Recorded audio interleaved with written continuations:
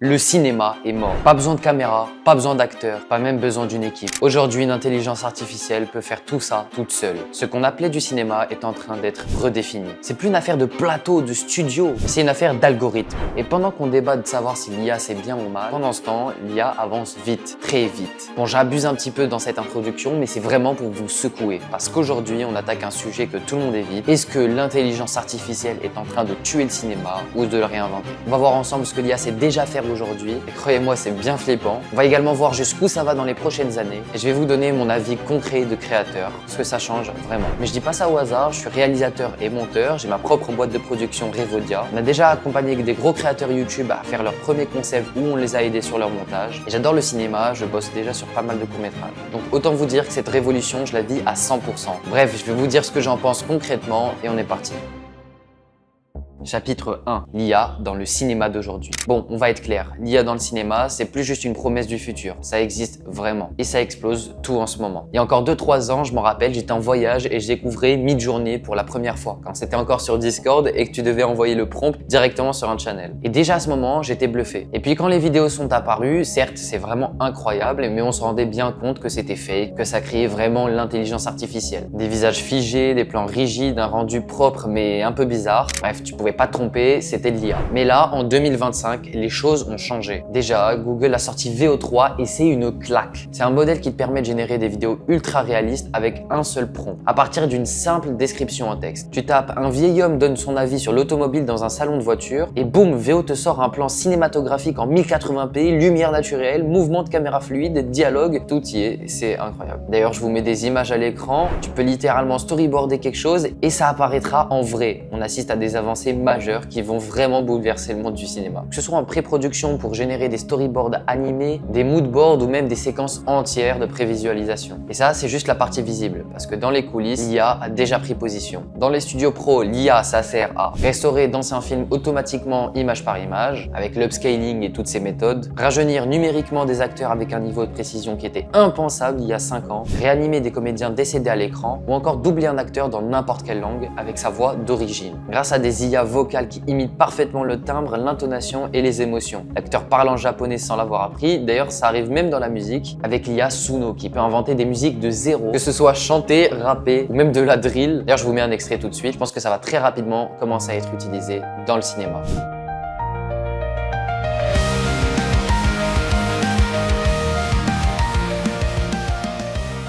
Ouais, c'est bien une IA et ça en moins de 30 secondes. En post-production, c'est la même chose et même moi en tant que monteur, je le vois et je le sais. Il y a des IA qui classifient automatiquement tous les rushs, qui identifient les meilleures prises et qui te font un cut automatique de tous les silences. Alors bien sûr, il y a encore des avancées majeures. D'ailleurs, il y a plein de plugins ou des IA qui sont ultra intéressantes mais dont je vais pas parler aujourd'hui parce que c'est encore en train d'avancer à vitesse grand V. Mais bien sûr, ça te fait pas tout ton montage. Par contre, ça te fait gagner un temps fou, ça c'est sûr. Et chez Revodia, on commence déjà à utiliser ce genre de méthode pour monter les vidéos de nos clients plus rapidement. Alors si vous voulez avoir un montage pro ou faire un concept, n'hésitez pas à checker la description. Côté image alors, il y a des réalisateurs qui utilisent Midjourney ou encore DALL-E pour générer des décors, des palettes de lumière ou carrément faire des tests de stylisation d'images. Il y a des courts-métrages qui ont littéralement été faits entièrement en animation grâce à ça et ça a été fait sans intervention manuelle. Plus besoin d'un studio de 10 animateurs. Un seul mec avec une machine peut créer ça normalement. Alors on peut se demander aussi, est-ce que ça va être pareil avec les animes? D'ailleurs, j'ai bien envie de voir si on peut créer un anime entièrement avec l'IA. Évidemment, dans tout ça, il y a la partie deepfake. Aujourd'hui, les visages peuvent être remplacés à la volée. Un cascadeur pro sur un tournage, tu vas juste lui coller le visage de l'acteur en post-production et c'est finito. Et vous le savez très bien, c'est déjà utilisé au cinéma. T'as pas pu tourner une scène avec une star? Pas de souci. Tu peux littéralement la simuler automatiquement si tu as l'autorisation légale, évidemment. Donc oui, c'est extrêmement flippant, c'est utilisé dans des pubs, des clips ou encore des séries. Donc clairement, en 2025, l'IA ne commence pas à arriver dans le cinéma. Elle est déjà implantée, déjà installée et ça va doucement commencer à remplacer plusieurs étapes dans le processus de création. Bien sûr pas tout, bien sûr pas tout le monde, mais assez pour que des grands studios s'adaptent à ce genre de méthode et que des créateurs indépendants comme moi par exemple aient accès à ce genre d'outils qui valent littéralement des millions d'euros à juste quelques dizaines d'euros par mois. Et ça, c'est que le début.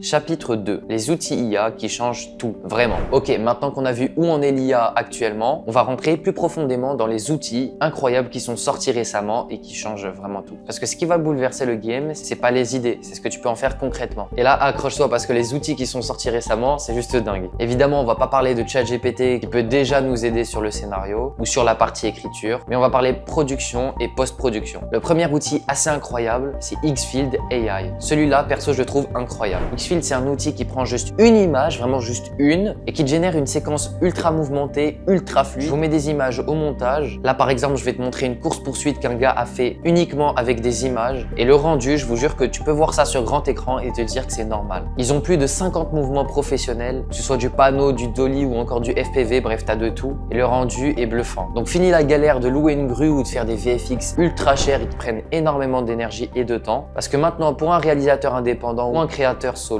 c'est une révolution. Tu peux faire des plans aériens d'une ville futuriste, faire des explosions, faire des VFX de malade. Et là où avant, tu aurais besoin de demander à un studio de te louer un hélico pour survoler la ville, bah là, tu demandes juste à une IA et ça se fait automatiquement. Donc là, je pense que l'IA peut vraiment être utilisée pour remplacer quelques VFX ou encore faire quelques plans. Alors évidemment, c'est pas 100% incroyable, mais juste imaginez dans 2-3 ans. Le deuxième outil assez incroyable, j'en ai parlé plusieurs fois, c'est VO3. VO3, on en a déjà parlé. C'est leur dernier modèle texte vers vidéo. T'écris une description, il te sort un clip. Mais là, comme je t'ai dit, c'est un nouveau niveau de réalisme. Surtout les voix où il excelle littéralement dans toutes les langues. Là, je te parle de vraies séquences réalistes et vraiment stylées. Une lumière crédible et une caméra qui suit l'action comme si c'était un vrai film. Il y a des mecs qui ont demandé à VO de générer une scène à la GTA et le résultat, on dirait un trailer d'un AAA. Caméra troisième personne, texture, ambiance, tout est là. Alors ouais, parfois c'est flou sur les détails, mais on n'a vraiment jamais vu ça. C'est une avancée majeure. Et ce qui est fou, c'est que certaines personnes commencent à intégrer VO3 dans leur workflow. On n'en est pas au long métrage réalisé entièrement à l'intelligence artificielle, évidemment, mais juste, comme je vous l'ai dit, imaginez dans 3 ans ou encore 5 ans. Le dernier outil dont on va parler dans cette partie, c'est Kling AI. C'est vraiment un outil sous-coté, d'ailleurs qui vient de Chine, et depuis son lancement, il a déjà généré 10 millions de vidéos. Kling, évidemment, c'est un outil qui va te permettre de transformer une image ou un prompt en animation ultra réaliste ou en vidéo. Ça, on a déjà vu, mais là où Kling excelle, c'est les VFX. Je vais vous mettre des vidéos encore une fois, et c'est juste dingue de se dire que c'est une IA qui a fait ça et que t'as pas besoin de dépenser des milliers d'euros à demander à un studio pour te faire des VFX stylés. Je pense vraiment que je vais utiliser ça dans mes prochains longs métrages parce que du coup, ça baisse énormément le budget. Genre par exemple, tu peux exploser la tour Eiffel avec un petit prompt et tu peux même mettre ton personnage qui marche en mode ultra stylé à la Iron Man. Évidemment, il propose aussi des outils ultra avancés comme par exemple un motion brush pour dessiner le trajet de la caméra dans la scène, un module de face model pour garder les visages cohérents à travers les plans, un lip sync automatique pour générer la voix d'un acteur avec l'IA et plein d'autres trucs. Bref, c'est juste dingue, ces outils avancent extrêmement rapidement et moi-même, je vais essayer de créer un court-métrage avec l'intelligence artificielle et je vous ferai une review sur cette chaîne. Donc n'hésitez pas à vous abonner pour ne pas rater ça.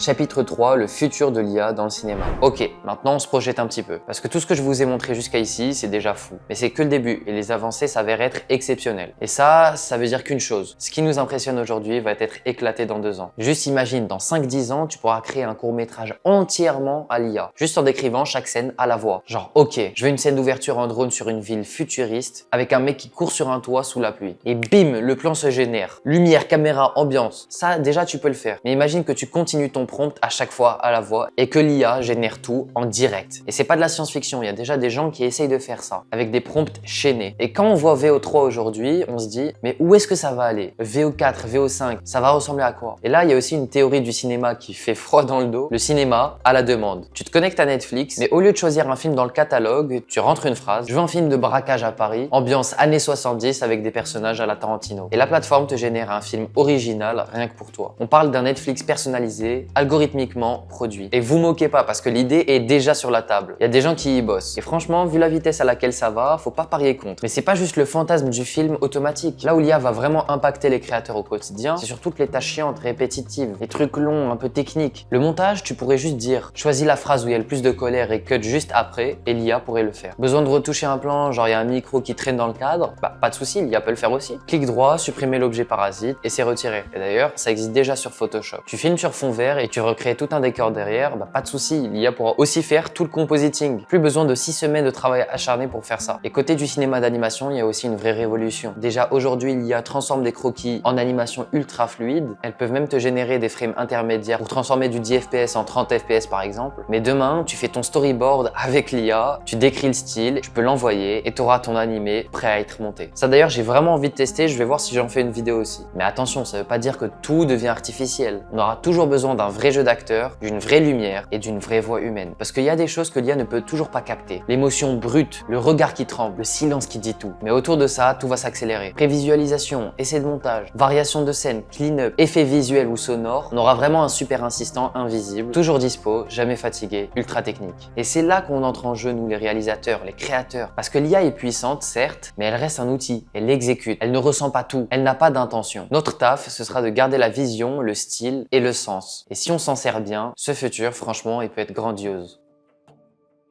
Chapitre 4. L'IA est-elle une menace ou une opportunité pour les créateurs? Mon avis. Bon, on va pas tourner autour du pot. C'est un choc et forcément ça fait flipper. Moi je suis réal, je suis monteur et j'ai une boîte de prod, donc je vis ça de l'intérieur. Et cette question, je me la pose tous les jours. Est-ce que je dois m'en méfier? Ou est-ce que je suis en train de rater la plus grosse opportunité de toute ma carrière? Côté menace, il n'y a pas débat. Elle est bel et bien réelle. Si une IA peut faire en 5 minutes ce qu'une équipe pouvait faire en 3 semaines, c'est qu'il y a des métiers qui vont être sous pression. D'ailleurs, en 2023, les acteurs à Hollywood, ils ont fait grève. Pourquoi? Parce que les studios voulaient scanner une seule fois les figurants et plus jamais les payer. Heureusement, le syndicat SAG-AFTRA a tapé du poing. Consentement obligatoire, mais ça montre bien la tension actuelle. Même combat chez les scénaristes. Quand ChatGPT est arrivé, beaucoup ont paniqué. Mais la vraie peur qui est derrière tout ça, c'est que l'IA, ça crée un contenu lisse, prévisible, générique, des films sans âme, générés à la chaîne. Le truc, c'est que certains studios qui veulent vraiment optimiser leurs revenus vont commencer à se dire pourquoi est-ce que je paierais un acteur alors que je peux prendre quelqu'un qui sera jamais en retard, qui sera toujours là et qui sera performant, vu que c'est quelqu'un de virtuel.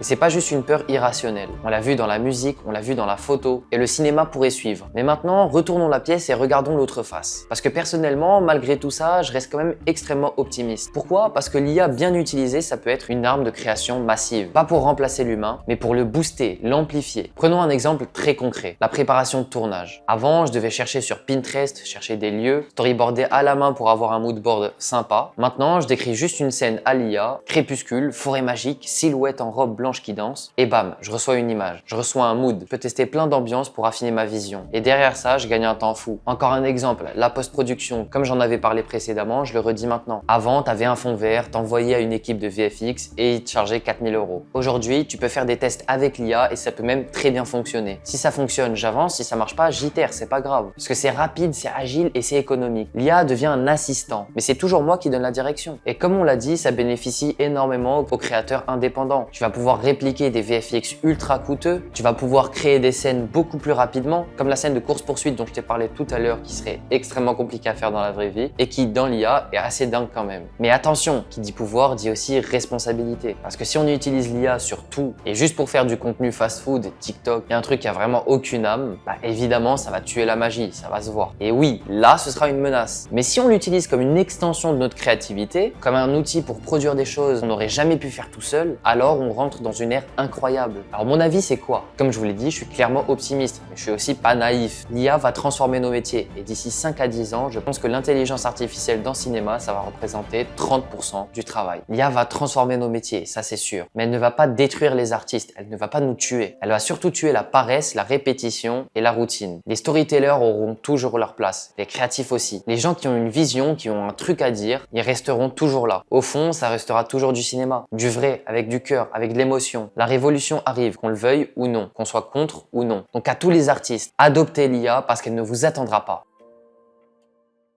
Alors on en est là. L'intelligence artificielle va changer le monde du cinéma. C'est pas une hypothèse, c'est la réalité. La vraie question c'est pas est-ce qu'on l'accepte, c'est qu'est-ce qu'on en fait. Moi j'ai choisi mon camp. Je suis réalisateur, monteur et entrepreneur. J'ai grandi avec le montage à la main et j'ai toujours aimé la réalisation. Mais je vois l'intelligence artificielle comme une avancée, une continuité. C'est une opportunité de ouf et on a déjà tous vécu ça. Enfin surtout les plus anciens. Par exemple l'apparition de la couleur, l'apparition du son ou encore l'apparition du numérique dans le cinéma. Et à chaque fois les gens disaient ça va tuer le cinéma. Mais c'est tout le temps ceux qui se sont adaptés adaptés qui ont pu créer de vrais chefs-d'œuvre. Un peu comme James Cameron avec Avatar. Mais évidemment, il faut poser des limites. Pas d'abus, pas de clones d'acteurs sans leur autorisation, pas de fake news évidemment, mais un devoir de transparence et d'éthique. Mais si on encadre ça intelligemment, ça peut vraiment être puissant. Alors si t'es créateur, si t'es passionné, commence à explorer l'IA. Joue avec ces outils, apprivoise-les. Parce que le vrai danger, c'est pas l'intelligence artificielle. C'est de rester bloqué en mode spectateur pendant que d'autres écrivent leur scénario. Et personnellement, avec Revodia, on l'intègre déjà dans pas mal de nos process pour accélérer la tâche, pour rendre des montages plus rapidement ou pour réaliser des projets encore plus gros avec moins de budget. Alors si toi aussi t'es créateur de contenu et que tu veux un montage professionnel ou encore réaliser comme on l'a fait avec Julien un gros concept qui a d'ailleurs atteint les 500 000 vues, alors n'hésite pas à réserver un call avec moi dans la première ligne de description. Oui, c'est ma boîte, je sponsorise mes propres vidéos. Bref, c'est le moment d'oser, de créer et de réinventer le monde. L'IA peut être notre co-réalisateur et notre partenaire, mais c'est à nous de garder notre vision, de garder le sens et l'intention. Le futur du cinéma, c'est pas une machine qui va l'écrire. C'est toi, c'est moi, c'est nous. Et franchement, j'ai hâte de voir ce qu'on va créer. Alors n'hésite pas à t'abonner à cette chaîne si tu veux pas rater ça. Et sinon, moi je vous dis ciao ciao.